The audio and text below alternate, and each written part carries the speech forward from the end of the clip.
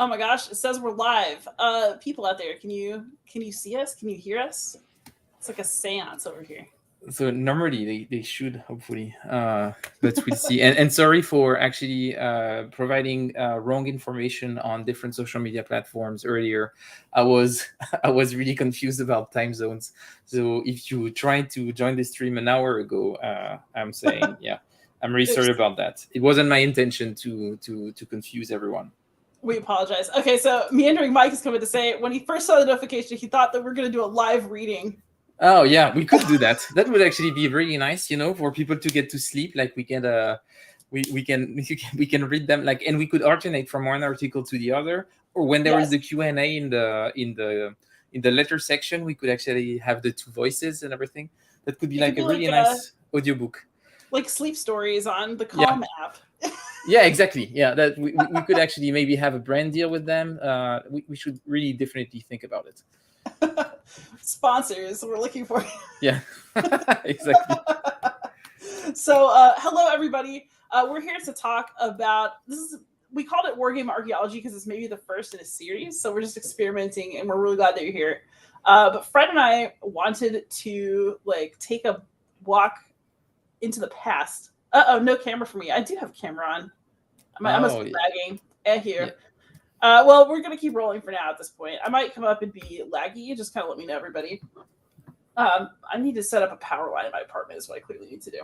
But we read the first 3 volumes of Avalon Hill's The General because we wanted to check it out. And we wanted to see, kind of what is the history that we're working with and what is our wargamey past. Good thing I'm on camera. I hope I'm moving. Is my mouth moving at even remotely the same time as so you're on my side, you're just slightly delayed, but it's okay. Malish. All right, so but yeah, we wanted to look at our history as wargamers, and what better way to do that than to look at Avalon Hill's The General magazine, which exists in PDF form online. I'm actually going to post the link in the chat. Yeah. So if y'all want to go look, you can actually go see what we're seeing. But we took some good clips from it. And actually, I think that's really, so I don't know who did that, but I think it's a really great initiative. And I don't know who that person is, but I want to say thank you. I think it's awesome to be able to deep dive back into all of those issues from the 60s. I thought when I saw the link that you sent to me, I was like, whoa, this is like an amazing resource. And I don't know. It reminded me it's the good side of the internet. The thing that you were before we had all of those social media platforms, you would find a shitty website somewhere that actually had archived something really interesting that you could just look into. I think this is just this website made me happy. I would say so. That was a good start for the experience. Yes, I also want to give credit. I didn't know it existed until I read Aaron Trammell's Privilege of Play. So he's a professor who wrote a book about kind of how gaming as a hobby became very closely associated with privileged white male spaces, but he had to do a bunch of research to do that. I have a podcast episode coming up with him, so stay tuned, everyone. But this citation was really great because I wanted to go look at The General after seeing that he'd been able to access all of it online because I really wanted to see. So here we are. So, Fred, is there anything that you want to say in general before we start just kind of looking at and talking about these clips? We just pulled some slides, y'all. Well, in general, I think there is one thing that maybe we need to discuss is when you look at the age of the people working on that magazine, I'm like, child labor much? It's they're all some of them are less than 16 years old, and you're like, and I understand, and they really. So it really early on in wargaming, it's like you really have companies tapping into the passion of the community to have underpaid, if paid at all, people doing work for professional stuff. I think that was pretty funny. But the age of the editors in 64, when you look at, they are basically those first 3 episodes, we read those episodes while they were actually setting up a first team for that magazine, and they are all kids, and it's like this is something. I thought it was surprising. But apart from that, I thought it was funny in general that the tone was overall really humorous. They are not too serious. They make a lot of jokes. Some of those jokes are bad, but it was the '60s, and we'll talk about it.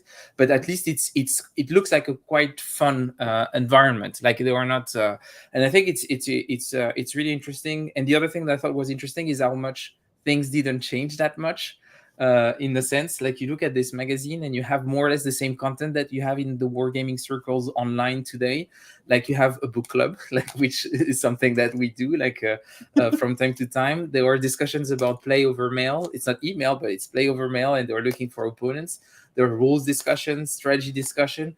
Not much has changed. I think it's actually quite interesting to see how, like, 60 years ago, things were already kind of already there. So that was fun. But Yeah. apart from that, that's my general comments. What do you think, Liz? Yeah, well, it's funny you talk about the kids' involvement with it aspect, and you know what though, I kind of feel like it reminds me of the Wild West days of the early internet. Do you know what I mean? Where anybody could go on and like make an account and talk to whoever, and you don't necessarily really know who you're talking to. It's just we all just hopped on and like chatted, right? And I kind of feel like this is the print version of that, and I think that sadly I would have had to be a boy, I think, to have access to it. But if I had been a kid in the '60s, I would have been super into this, and I would have wanted to like read these arguments about rules, and I would have wanted to like, be part of this. There's something that's really, really charming, and kind of untamed about it that, I don't obviously agree with a lot of the content or like the way that things are discussed, but knowing the age group, knowing the time, there's also so much charm to it, and it was like really fun to see wargamers in a different time trying to connect very, very much like we do now.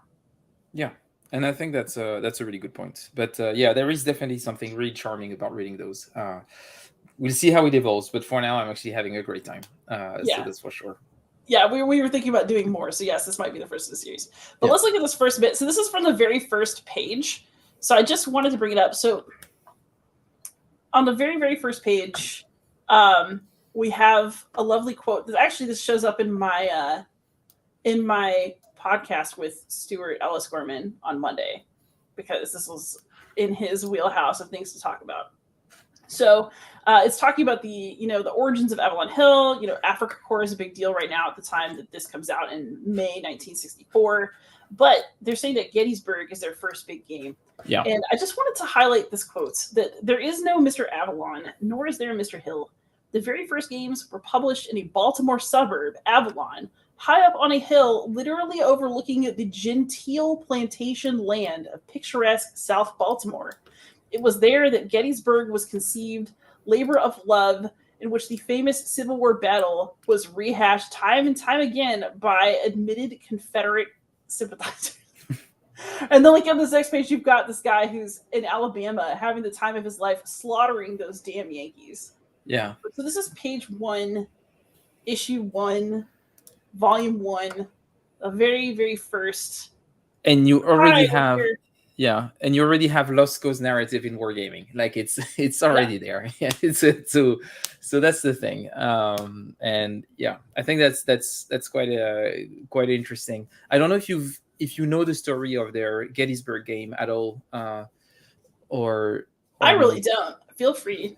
So I don't know much, but as I said in the podcast that Stuart is doing on Homo Ludens on the American Civil War, I talk about this, the fact that I don't know much about the American Civil War, but I have an obsession for the Battle of Gettysburg specifically, and I haven't played any of those games, but Avalon Hill has actually released quite a few.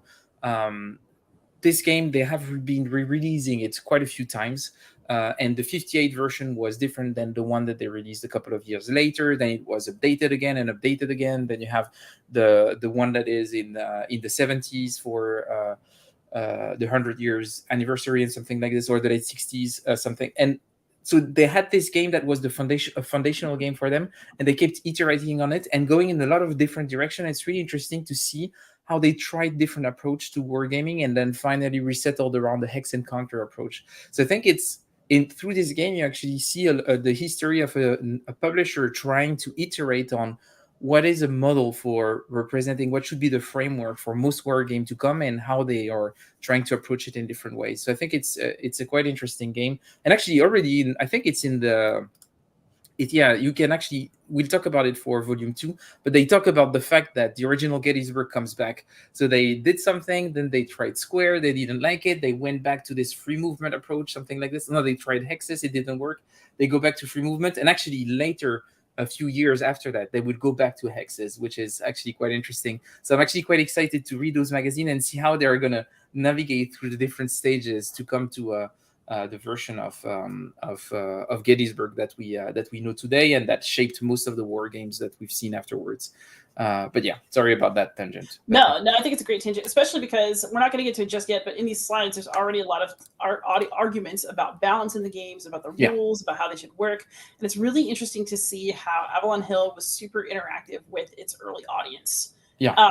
In a way that, I feel like we still have some of that on BGG, but this just seems like such a fun little tight-knit group in a way. Everybody really bonding over these games. But first, let's look at some of these early editors like we were talking about, because we have a couple. So this kid really touched my heart. Yeah. Because if I had a student like this, I would be so excited. Actually. He's so cute. Yeah, I love him. Yeah. He's a junior in high school, and he says, "I like to think of myself as the only 16-year-old field marshal in the world." And he likes basketball and stamp collecting. This is the cutest thing. Yeah, and that's the thing. That's the charming part, I would say. And it's funny that you highlighted him, because I also, when I saw him, I was like, oh god, I feel like, and he's older than my dad, but at this stage, I feel almost like a fatherly love towards him, something like this. I thought it was really cute. And the thing that I loved about his presentation is that at this time he says something that is not really a flex, because it's not hard to achieve. He has all the war games. It's so cute. Imagine saying this today, I have all the war games. Yeah, no, definitely not. But at that time you could say that. You can, that's like 5 or 6 boxes. So that's completely manageable. And yeah, I thought that was really cute. And it's funny to see so you have those presentation of all those editors in the first few volumes, because they are trying to cover the whole different regions in the US, and they all have those nerdy pastimes, they collect stamps. One of them goes to the finance club. I was like, who the fuck joins a finance club after school? That's awful. It's amazing. No, yeah, if I had a baby wargamer show up at my game club and want to do something, I would be like, yes. Yeah. Yes, I'm gonna help you. We're gonna make this happen, kid. I'm gonna tell you about everybody I know. I'm gonna get you freaking whatever you need. We gotta make this happen. So Mike says, put a mustache on the skin. Yeah. You look like a young Fritz. True, there is something. I must admit, there is something. He might be my father. Who knows? Yeah, that's amazing. But then we have kind of this other guy. I feel like the strain of humor is still very existent in wargaming, but dear God. Okay, so this guy is a 29-year-old Air Force sergeant named Lou Zacchi, I'm going to guess. But he's from Chicago, but okay, he's an amateur musician, teaches guitar and electric bass, plays in a dance band, and beats his wife for amusement. Whoa. Buddy. Yep. Obviously, this guy doesn't beat his wife, right? I hope that's obvious. I really hope that's a joke. And I think it's pretty clear that it's a joke, but it's just the type of humor. And when you read his columns, he's really like this, in the sense that everything is a joke in everything that he writes. And in a lot of ways, I must admit that his columns are actually quite funny. That's the thing. But when I read this, I was like, the level of cringe was pretty high. And it's really already, at that time, you were saying, oh, it reminds me about the beginning of the internet and everything. And that's actually exactly that. This is a good example of that. This guy is just an edgelord. It's he's just making those edgy jokes, not really thinking about what does it mean. What does it mean? If you're someone outside of the community reading this, and it's like, oh, that's funny, right? It's yeah, not really, actually. It's not very funny. Yeah, and he also wants to make fun of himself, right? Oh, the ludicrous patch of fungus under his nose, rather than his lack of intelligence. Yeah. Oh, whenever people discuss pinheads, his name naturally comes up. This dude clearly is just kidding. Yeah, it's really interesting to see like this is edge humor of this era. And how not that like I actually kind of feel like this guy is maybe like a forefather of somebody like Dan Pincaldi from No Enemies Here. Yeah, You know what I'm saying? yeah. Like we have our ancestries in this. Yes. There is a bit of, yeah, maybe there is a bit of something, maybe physically also there is a point of resemblance, but that being said, I don't know what you thought about his columns, but the columns were pretty fun. Like the Oh, the one about how to win without really playing. Yes, I thought that great. Yeah, that was that was really really good. Like it's like I think it's like one of the columns that I had the most fun reading. It reminded me of like the like I don't know. I thought it was really cool. But yeah, this was and I think it really feels like a boys club because you have actually the list of all the people who are subscribed to the magazine at the end, and like I've looked through the first 3 to see if there was a change, but no, it's clearly like all the same kind of people. Like, but you look at the names and you're like, yeah, I guess those are all 16 to 18 years old boys that go to a finance club and collect stamps. Like they are all the same, which is cute, but also a bit like you already feel like the community is a bit of a niche and hits a specific demographic already pretty hard. Well, what's interesting about this is like we're joking about seeing our ancestors in this, but like I kind of don't see my own. Does that make sense? Yeah. Like, where are the people that lead to me direct? I don't know. Like these guys in some sense, right? But it would be really fun to be able to joke that like one of these people could have been my dad, or that, you know what I mean? Yeah. Or like maybe, mom, you know. Maybe it will come in future issues, but yeah, in that time, actually for me it was easier. I look at John Perica and it's like, yeah, I'm John. You know, I have that direct lineage, definitely. Yeah, we've also got the family man Thomas Lafarge from New England. Yeah.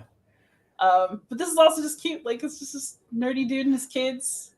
So this one I wanted to highlight. So it's not his kids. I think it's either his brothers and sister or cousins or something like this. Because really? If it's his kids, that's pretty crazy because he's born in 1947. So at the time that picture is taken, he's 17 years old. So it means that those kids look 3-4. So I expect that he didn't have kids at 13. That would be a bit much. But the thing that I loved about his description, first, I find the picture really cute. And the other thing that I really liked is that, and that's something that is a recurring theme that you have in those first issues, is they love talking about variants of the game that they play, because actually they don't have that many games to play with. They have maybe half a dozen Avalon Hill games at that time that they can play, and it's that's the number of games some of us buy in a week. And for them it's the entire collection of games they can have access to, and they do a lot of variants, and I think this is actually a really interesting part of those magazines. And actually when he presents himself, Thomas Lafarge, I thought was really really cool, is that he likes to play Gettysburg, but with an Empire variant, to play it more like Kriegspiel, which I think is like something really cool and connects back to a lot of discussion that we're still having today about how do you implement fog of war. And I think it's really like it's quite funny to see that, and to see also some of the consideration and the discussions and the thing that they're creating is already so close to the things that we're still talking about today. So maybe the hobby didn't move that far in terms of game design, but I think I thought it was really cool. And I can see that Kriegspiel is also coming. I don't know if it's coming back, but I see more and more people trying it online and everything. And I thought it was funny to point out, like creating variants was a big part of the hobby at that time. I'm not sure it's that much the case anymore, but I think it's really really interesting. Chip says that back in his day, we only had 3 games, so they had to play variants uphill both ways. Yeah, that makes a lot of sense.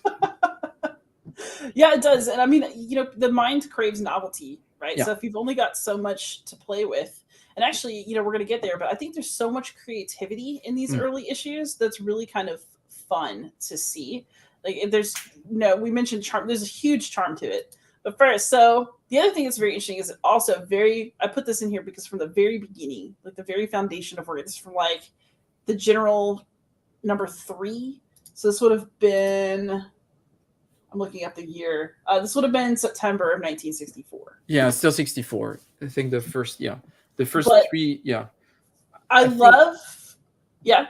No, I was just thinking. I think we get to 65 at issue number 5, if I remember correctly. But that's really not important. But what I really liked was that they talk a whole lot about research and double checking of events. Right, there's already that kind of desire for, I guess, kind of Chrome. For like, oh, let's get down into the nitty gritty. Let's check these details. Let's do these cross references. And then also from very early on, we have this valuing of being interactive with actual people in the military who enjoy and appreciate the games and who see them as like legitimate expressions of what happened or what could happen or war in general. Wargaming in particular among branches in our hobby, right, is extremely attached to the realism and to kind of that interaction with like the people who really do it. Yeah. And I think that that's kind of cool that like as of September 64, that was already on the front page of the General, because I think it says a lot.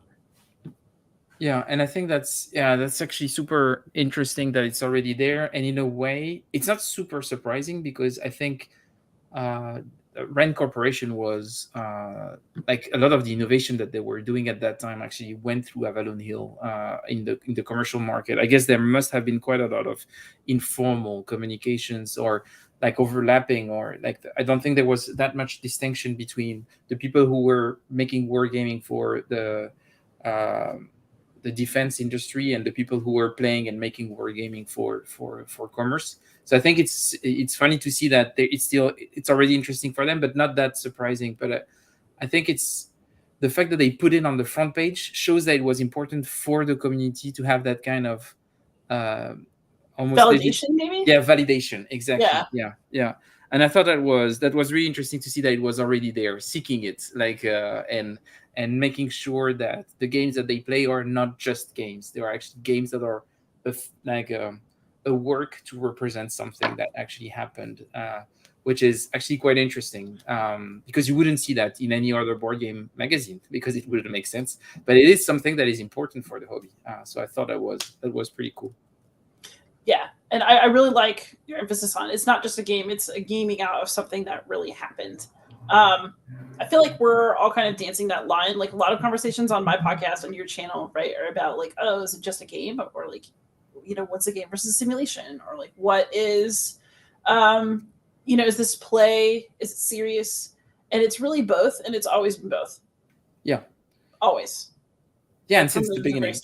Yeah, at least from issue 2. So that's pretty early on. Yeah. Yeah, and I find that really charming and cool, and it's still true, right? Because you go to like SD HisCon or Circle DC, there's so much crossover even now between like the hobby wargamers and then the ones who are doing like professional wargaming for the government, and like the games don't always look the same, but there's definitely a ton of cross pollination. Yeah, and we're going to have, for example, connections in the UK next month, and that's a good example of that. And within the same convention, it's a professional convention. A lot of the people who are going to attend are professionals from the defense sector, but you also have actual like commercial game designers that are going to be there. So, for example, Connections UK, you're going to have Brian Train. He's going to spend a bit of time actually here in London, so we're going to spend time together. But then he's going to Connections, and like I think this cross-pollination is needed also, at least for the defense sector, and is looked for in the commercial sector for that validation. So it's a weird exchange. And maybe there is some work to be done here to talk about and see how this evolves over time. But I think it's an interesting relationship. And I don't know how much it really shaped the hobby, but I would like to. I don't know if anyone really deep dived into it. And when I think about like a book like Zone of Control talks about it, but you never really had a systematic historical analysis of what were the interactions of the two, sides of wargaming. I think that would be an interesting thing to explore. Oh yeah, I'd also be really interested in how many people who joined up from this time and wanted to be sort of like officers, strategists, how many of them had contact with this kind of game in the past? Like, is there some sort of mentoring pipeline from people who play these games as kids and then people who do certain kinds of jobs or have certain kinds of career connections when they get older? Because, one thing that's also really tremendous about the general, right, is it, kind of in these days, I don't really see, and I think maybe because I'm a teacher and I just don't interact with kids outside of work because this is really interesting too, because this is like kids who are 15, 16 talking to full-on adults and being treated in, I guess, with parity, right? They're contributing equally into this community. And there has to be something that's really empowering about that, and something that I think would be really motivating. And I'd be really curious if we could figure out how to grab those results somehow. Yeah. But maybe in the future issues, like if we keep an eye for that specific angle, we'll see this creeping up in some of the discussions, maybe some of the letters or some of the articles. But I think that would be interesting for us to have that angle to follow if we keep reading them over time. But yeah, I think it must have felt really empowering, definitely. Even if they make jokes around the fact that those military people often don't really understand who they are and what they do. And you also have this in the article, so they don't take themselves too seriously. But it's still pretty satisfying, I guess, for them. It makes a lot of sense. Yeah. Yeah. Well, one thing I do notice about teenagers in my life, right, is that they like to be acknowledged and like to be heard. They like to feel like you're taking them seriously. Yeah. And this is just a neat little vehicle for that. I love that in a big way. I just wish that there were girls also being taken seriously here. maybe we'll get a surprise in episode 4 to 6. Maybe we'll get the first women editor. I went up to number 5. I haven't seen any, so no spoilers. But I don't think that if we do an episode 2 covering the next 3 volumes, I'm not sure we'll find them yet. But we'll see. Yeah, and like it goes without saying, this magazine's also very white so far, and I'm not surprised by that. But it would be very nice. white. It's totally white. Like it's really nice to see like this, but with everybody, because it's great. So let's see. Chip says that he enjoys games set in the future of fantasy settings, but do ones based in reality offer a sense of competing against the professionals who are there on the field? I think yes, and actually we're about to get to that. Because in these next slides, we have people talking about realism versus play balance. And like this one, Absurdity of Africa Corps, is the one that I decided to excerpt because I thought it was really funny. You got somebody at Avalon Hill dislikes the Germans. These so-called rule changes and play balance suggestions are the biggest farce ever imagined. And I kind of feel like you could just go on BGG and go to everybody's like comments and see this exact thing. The thing that is cool with that I really enjoyed about that one, because BGG it can be a rando. Like sometimes you have someone who didn't understand the rule properly and is making this whole paragraph about the game being broken, and you're like, dude, you played the game once, and obviously when I read your comment, you didn't get the rule. That's not the case. It's not just a rando. It's one of the editors. So John Perica is my dad. Yeah, he's my, so for people to follow. So he's actually an editor in the magazine. It's his column. And in volume 1, they actually proposed some balancing rules to make Africa Corps a bit more challenging in terms of player balance.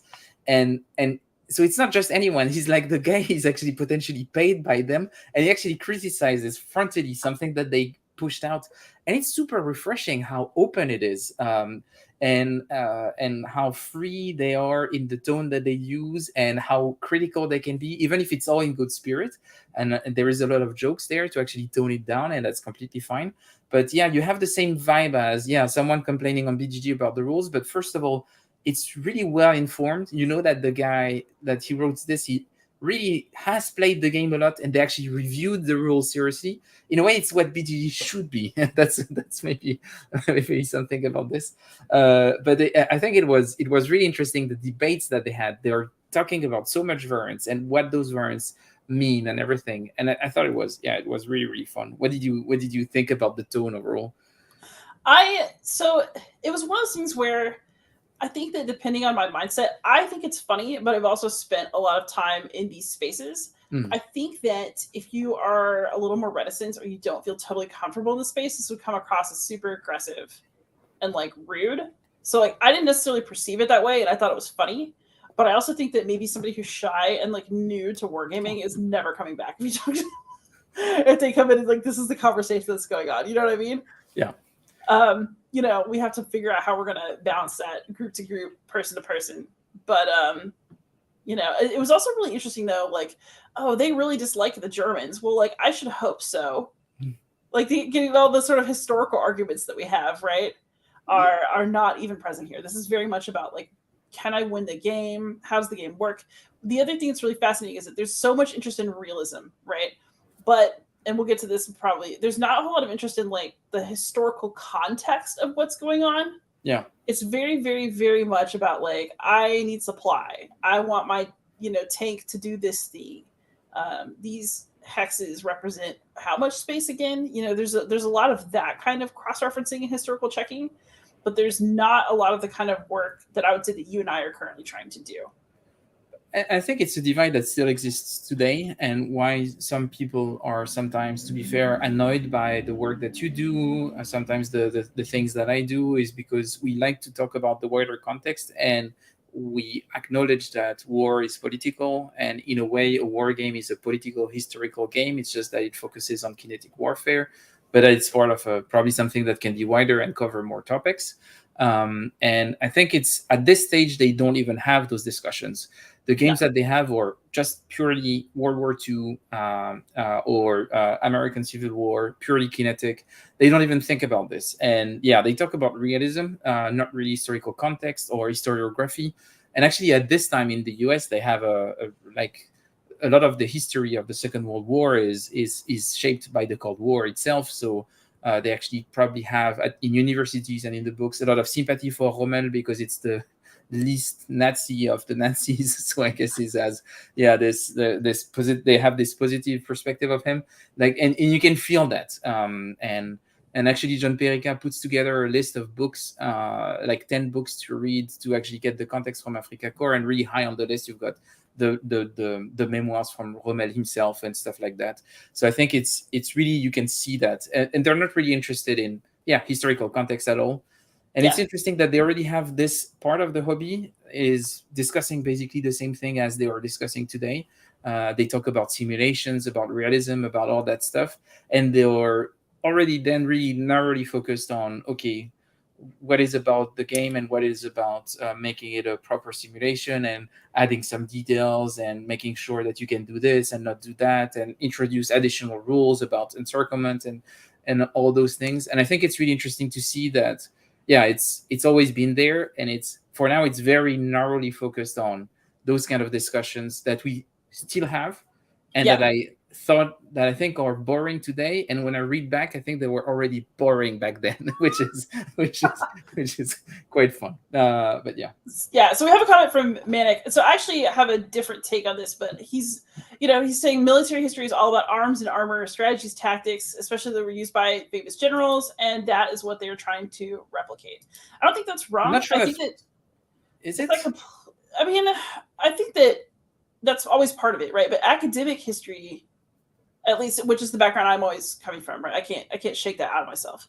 Is very much also about like what were the consequences, what was the lead up, what impact does this have on the world around it, and I think that military historians today are also looking at those wider contexts as well. It's like why we have people who are wargaming things like COVID. Yeah, and I think if you, I don't know, I think like when even you read like things about military history, about the 100 Years' War, for example, I feel like they always talk about the social context, the political struggle, and everything. Like, for example, if you look at the campaign for Henry V, that he does that finishes with Azincourt, like it's like the political context is actually crucial to understand the military history behind it, and it's like the way he raised the money for it, what were the objectives, and everything. And I feel like I think it's a very narrow view of military history to think that it's all about arms, armor, strategy, and tactics. Because first of all, sometimes the tactics themselves, they are influenced by politics. And I think it's the case if you look at the history of World War I, the evolution of the French military doctrine, it is actually highly political. And like it's not just that. And And I think this is definitely what they're trying to replicate. So I agree with Manic 23, but they try to replicate a very narrow view of what military history actually is. And I'm pretty sure that at that time you already had people who were thinking, well, military history is probably a bit broader than that, and we need to take into consideration other things than purely kinetic aspects if you will want to understand those conflicts. But yeah, that's at least my point of view. But yeah. Yeah. What's really interesting about this too is that, like, I also think, part of at least of these origin discussions, right? Part of this particular focus on detail is very, very typical of the kinds of students I teach, and also the way that I was when I was in my late teens and like going into my early 20s. So like these people are in the age range where if you're not a trained historian who's doing like academic style history, it's very normal to like kind of want to know like facts and details and like tactics of battles and feel like that's where you want to display your knowledge and your ability. It's very, very natural. Like I teach like Latin quiz bowl, and that's all about knowing myth facts, like whose parents are whose and like what year this battle happened, and who was the general in X battle and the year. And I think that's all like foundational, but then there's always that next step that you can take. Yeah. When you're doing history, and that's what I would like to see. It's what I'm trying to bring, right? Like I can't help myself. So Mike says that for him, there's two main aspects: understanding past wars so you can win future ones, and then understanding causes and consequences so you can avoid future wars.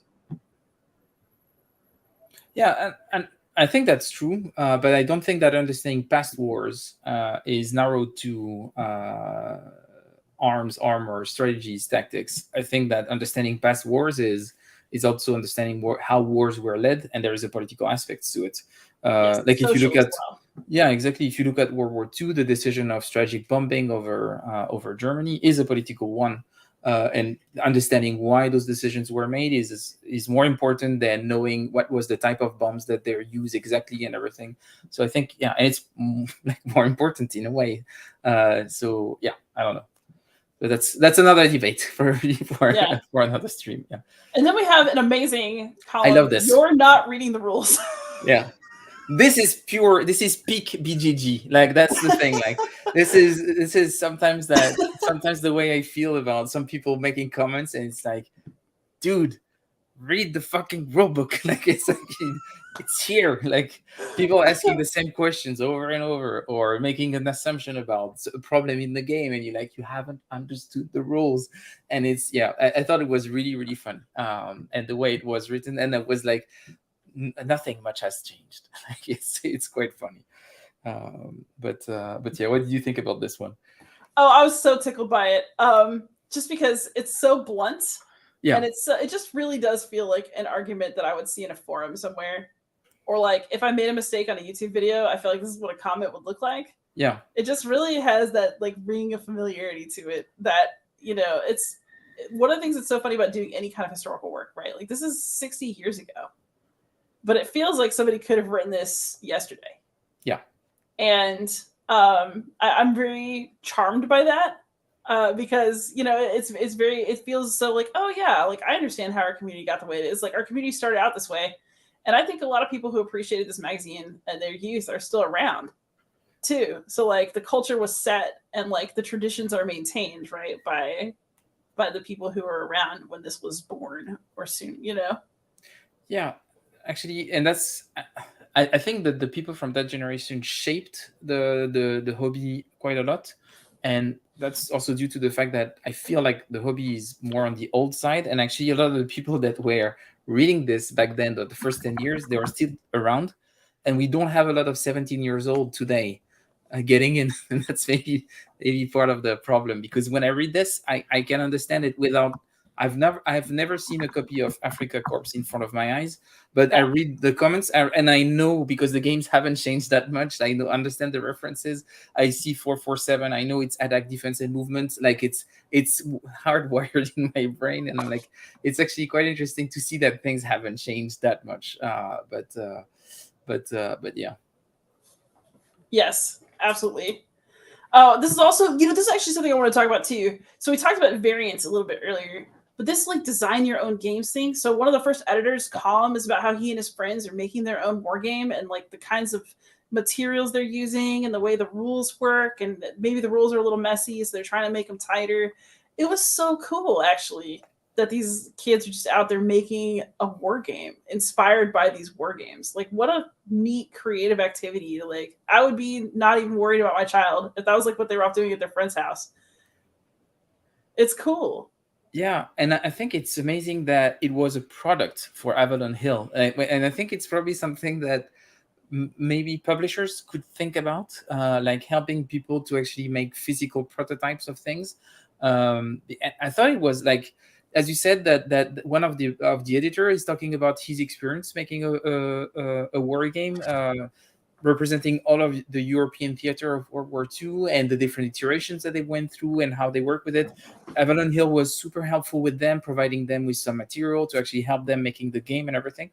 And that's also one thing that I think is really cool, and I feel is still here today, maybe not as strongly, but the fact that the distinction between being a player and being a designer is very blurry, and and that's one of the things that I love in this hobby, is that it's such like you're not just consuming content, you have a lot of opportunities to actually make your own and take part in the hobby and then contribute in it.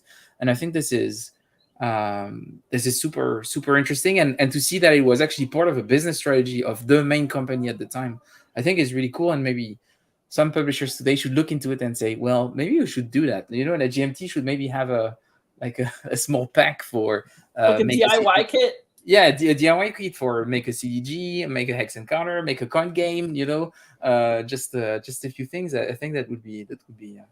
I would want that for Christmas. So Definitely. Mike says, I bought a bunch of SPI blank map sheets in the 70s and made games. He still has some of them. Oh, but he lost all the rules encounters. You need to send us some of the pics if you find some. And that's the thing. I'm pretty sure that watching this stream right now are people that were probably reading this in the 70s and the 80s. You were at that time seeing all of this, and it would be awesome to have, I guess, some, if you can share them on Twitter or something like this, but some pictures of some material that you have from that time. If you have those design material or copies of those magazines, I would just love to see them in their physical form. I think it would be really, really cool. Yeah, I would love that. Mike, I want to see all your old maps. I truly do. Like, please tweet us pictures of if we can see your prototypes from when you were 16 years old, that would be awesome. I would want to see that. And yeah, I think you're right. There's something really beautiful about board gaming, and that there's so much bleed between creating and consuming within board gaming. Yeah. And I love that. I really think that one of the joys of human life is that we don't just consume things, we make them. Like people make things is like the best thing about us, right? And so I think that that's one of the most exciting parts of board gaming. And, you know, it's funny, like, I never thought I'd be a designer, but like, oh, well, that changed. And, you know, you caught on to that much earlier, right? Like, oh, I like to play, I should make as well. But I feel like we're all just trying to find ways to talk to each other about stuff that we're interested in.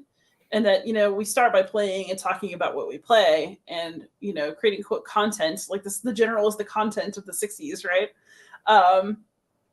And, you know, it turns into something more sometimes.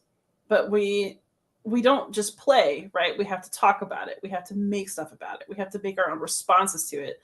And it's all just part of one like big, cool conversation that's been happening for a long time based on this. Like, you know, you and I have like popped into the chat decades in, you know? Yeah, exactly. Yeah, that's true. Yeah. It feels like it's a really long thread of a really long discussion. Like but it's hard.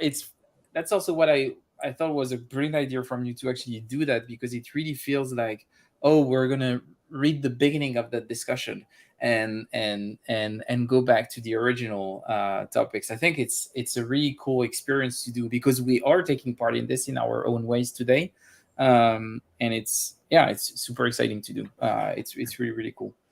Yeah. So we got Joe Boyle who says, I didn't create maps, but would create player aids, especially as variants were published in the magazine. So like this is before we like had BGG for people to upload them. That is cool. Yeah. And how did you share them, Joe? Then that would be the question. Did you send them to the magazine? Did they publish it? Because for now, the only thing that we see in the magazine is actually people propose variants, but we don't really have like material to print that much, or erratas or stuff like this. So for now, it's just rules clarification, rules variants, but we haven't seen the player aid section yet. But that's yeah. But that is like, I love also, that's also something that's true of like one of the things I think that made solo gaming so doable for me is that people don't just go solo game and then not talk about it. People play games solo and then they just show up and talk about it online, and it's so good. Yeah, it's really, really cool. And speaking of, this is a lovely example of like that search for connection, because there's personalized when you're looking for somebody to date, but maybe even more intimate and important is looking for somebody to game with. So this is an example. They had looking for players ads in the backs of these magazines. Also, by the way, they had everybody's name and address at the time of all the subscribers printed in some of the early ones. Yeah, and that was like privacy was not a concern at all. Like it's pretty nuts. I mean, wow. Yeah, have you looked a bit at those at some of those ads, the types of games, and because I haven't looked at them, and I was curious about what's the tone of it, what games are they looking for? I was curious about that. So, by the way, Joe's just updated us really quick. He says he had an A4 sheet he shared with his gaming friend across the road. Oh, I love it! That's like the purest player aid making in the world. I love it. So these are really fun, actually. So, for example, isn't there anyone in Midland, Texas, who plays Avalon Hill games can crush you in Africa Corps D-Day Stalingrad or Midway? Anyone who wishes to be slaughtered, please notify Bruce Sullivan. But they've also got ones that are more like, hey, I need to play my male opponent. Or like, I'll play anybody. 2 undefeated generals need opponents. Write to Larry Joe Burston. That's so cool. Like, are they undefeated because they refuse to play each other and they just want to team up on you? Like, I really wonder about this. Yeah. We just have to match them up, clearly. But it's really cute. And the thing that I would say is that reading at all of those, it actually made me want to play Africa Corps. And I think that's maybe something that we could do on the side list, maybe to really be in the spirit of this time, is maybe play some of those games just to try them out. I would be curious to play. Fun. It could be Wargame Archaeology Part 2, right? Like we could play by mail. We should. Oh no, I cannot do that. It's like we can play by email. But like you will see on the server. Ask anyone who's done like PBM with me. Like I can already see Stuart typing a comment in the comment section. Hopefully he's not here. I think he's role playing today. But like complaining about the fact that how many games he started with me that I never finished. But we can. That's probably the fate of a lot of these games. Yes, yeah, probably. Yeah, that's fair enough. That would be actually the most perfect experience. Yeah. Yes, but I think it'd be really fun for us to try. Like I would just nag you on Discord. I'd be like, hey, it's time for you to take your turn. Like we have more modern means, right? But it'd be really funny to each get a copy of one of these that's like affordable. Yeah, and I don't know. So how much is Africa Corps? We can try this by mail. And maybe there is I would like to play the 64 version. Let me check. So Africa. So Erie Idle Games said they had personalized looking for players. My heart is breaking. Yeah, it is. Really my heart cute. Is full, actually. I think it's really, really cute. It's pretty cheap if you are in the US. So you can find copy in good condition for $25. Oh, that's cheap. That's that's what Patreon money's for. Yeah, but the 75 version. But we don't want the 75 version. We want the 64 version. It has to be the one that we yell about the most. Like there is one in the UK for £60. Also interesting, a bunch of those magazines also used to include requests for rides to conventions. Oh, we didn't see that yet. I don't think there were necessarily conventions. I'm not sure they were really present at conventions that much yet. But I guess we're going to hit that point. We're going to hit that point. Maybe in the late 60s or something like this. Also funny is that there's some people who are requesting adults only opponents, like 20 or over. And then you've also got high school student, which is to engage able opponent in life and death struggle. Aw. Very, very cute. Anyway, I found a copy of Africa Corps in the UK. I know the setter. It's a good setter. So, yeah, I'm going to try to get this. Unless someone in the chat has a couple of copies of Africa Corps laying around from the time. Eric says he thinks they have it in TTS. Yeah, but that's not the experience we're looking for, Eric. We're looking for Well, having here's each what we'll of do. us. I'll download my own mod of it, and then you download a separate one, and we'll do each other's. Exactly. Yeah, we'll play virtually, but in the feeling of actually having our own game set up on the side. I don't know Yes. how big the game is because I'm saying that I wanna play it like this. It's actually Second Chance Game that is selling it in the UK. Oh, I'm that's just cool. I'm not sure how big it is. Let me look at some pictures because I have a small apartment, so I probably cannot.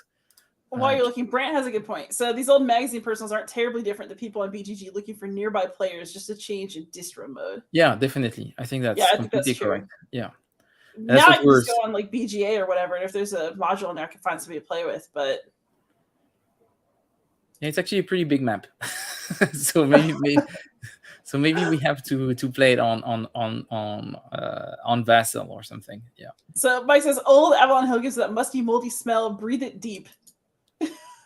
I still want to get a copy. I think I kind of do too. yeah, because I'm the thing is feeling that this. I was reading so many of them discussing about the rules, arguing about the balance, and I was like, actually, I would like to give it a try to see, is it that hard for the Germans with that variant? Can it be done? Some people complaining about the fact that the Germans don't have supplies on round one because they are not occupying the city that is at the base of their supply line. I was like, actually, I would like to try this. It looks really interesting, and I'm not sure it's that heavy a game. It looks like pretty light hex encounter.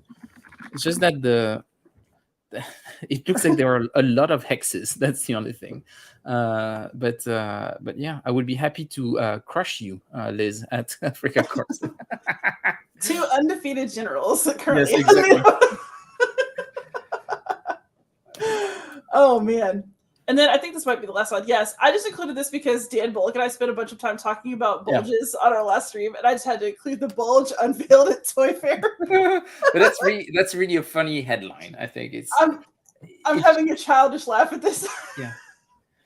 It shows the spirit of the magazine, which I think is pretty cool. You don't expect Avalon Hill to do something like this today, but yeah. Who do they? Yeah. Who Did they are realize owned that this was funny at the time?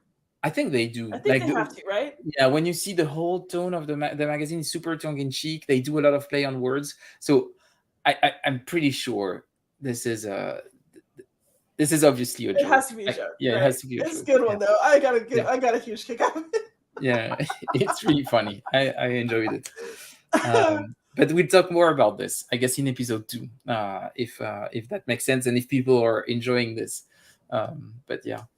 Yeah, and I really hope people are enjoying this. So, like, I guess it's time to kind of do some final thoughts. So, Fred, you got any?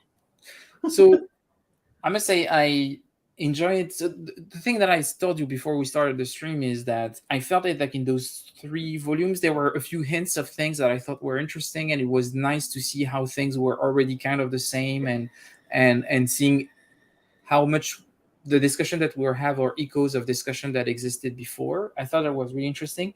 But those first 3 volumes, I was like, I don't have much to discuss. Like, there were a few things that are interesting, but there's not that much meat, I would say. So after the first 3, I was like, well, I don't really have any differentiation between the 3. It's just interesting to see them build up. So I don't know if in the future, if we do it, maybe we should have 6 volumes as a whole and maybe try to highlight specific articles that we see. I guess we'll have to think about the format and the number of volumes we want to see. But I didn't learn much. I thought it was just interesting to see, but I felt like I was a bit not frustrated, but I wanted more in a way. Even if I was charmed, I thought it was really interesting to see how we took also part in a conversation that started 60 years ago. I think all those points were really, really, really cool. But yeah, I still missed something. So I guess we see. But I want to keep on doing it. That would be my final thought. I really enjoyed this, and I would like to keep reading more. I think it's a good motivation for me to read them, because if I was just reading them on my own, that would be pretty boring. But knowing that we're going to discuss them and doing that, I think that would be pretty exciting. Yeah, no, I agree. I think what makes this kind of a specialty to do with you too is that, you know, we got people in the chat who've been reading this since the beginning, right? But you and I are comparatively new, if that's the comparison.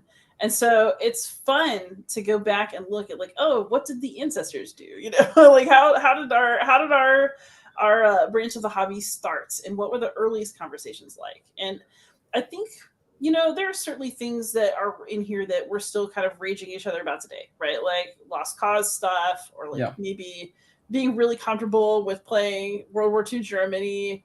We have these conversations, right? But what I really see in this magazine that makes me happy is there's just so much energy. Like there's so much Yeah. connection. There's so much people looking for friends to game with who want to explore this together in this really wonderful way, and who have all these jokes, and who are just like part of a family. Yeah. And I really love that. I Yeah. love it so much. And so, I didn't know what I was going to think after I read these. I guess I wish, we talk about inclusion. I think the reason that we talk about inclusion, right, is that I love this. And then I also feel like if I had been a child in this era, that you wouldn't have been able to. Yeah, I wouldn't have been able to be part of it. And like that really makes me sad. Because I'm definitely wired to be part of it, as we've discovered over the years, right? But I would never have known that if I had been this age, or a teenager in the 60s probably. And I'm not sure you would have been that. I'm not sure how welcomed you would have been. That's also the thing that I don't know. I don't want to make assumptions, but when you read some of the tone, you're like, yeah, I'm not sure I would want to be a woman in that space. But I do love the energy. I think it's really exciting. I'm curious to see what are the discussions that are going to come up. Like I guess some recurring topics are going to appear. And in the past, I've really enjoyed also reading articles, like more foundational articles from other magazines where they're really talking about design and all of this. And in the 70s, they started had pretty refined discussion about the hobby. And I guess we're going to see this start to creep in. And that's the thing that I would like to see, without maybe, I don't know if I want to read all of them, but I think if we could cover the 60s and the 70s, that would be really, really interesting. Yeah, I would really like to do that. So for those of you who are out there, if you want to join us on that little journey, please let us know in the comments. Those of you who will watch this later. Oh, and Jester showed up, but sadly, dude, you made it in at the end. But I will see you on the War Room in about a month. Yeah, it sounded like you were gonna about to say in like a few minutes, but it's like it was a bit anticlimactic. Yeah. But hey, we're going to be streaming on your channel next week, so we should plug that before we stop. Oh yeah, sure. Maybe one thing we could say is that if you're interested, we could make it a series. Liz and I could keep on reading those, debrief every 3 or 6 volumes in, and maybe try to play some of those games in parallel. So, and we're probably going to alternate from one channel to another if there is interest. But at least there is interest for me. So actually, if no one is interested, I don't really care. I would still want us to do it. But that's another discussion. And we will be playing at the same day, same time, right? Yeah, we're going to start at 3:30 EST. So about half an hour earlier. Yeah. And we will be doing, we'll be attempting to play Onus Traianus. From Draco Ideas, so the miniature, ancient miniature game that plays with cards. So yeah, we should be playing this on TTS, and we see how it goes. None of us has played it yet, right? No. Or you I'll have the rules. Yeah. So it will be just us going through the rules and trying to figure it out. And I mean, if Alexandre likes it and is interested, that's enough for me. Alexandre is enough of an audience for yes. me. Yeah, we like you, Alex. We like you enough to make these videos just for you. Yeah, exactly. It's the whole series will be dedicated to Alexandre Fontaine-Rousseau.